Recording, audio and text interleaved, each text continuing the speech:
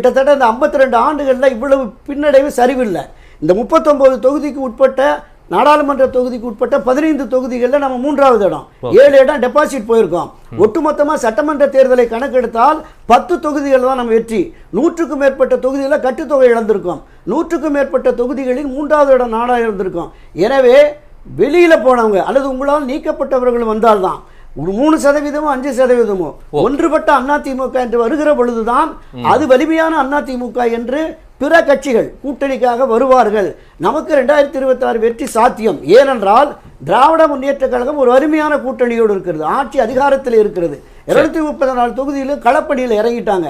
நீங்கள் அதை விட்டுட்டு இன்னும் உட்கட்சி குழப்பம், உட்கட்சி பிரச்சனையிலே கவனம் செலுத்துறீங்கன்னா எப்படின்னு ஒரே ஒரு வரி சொல்லிடுறேன்.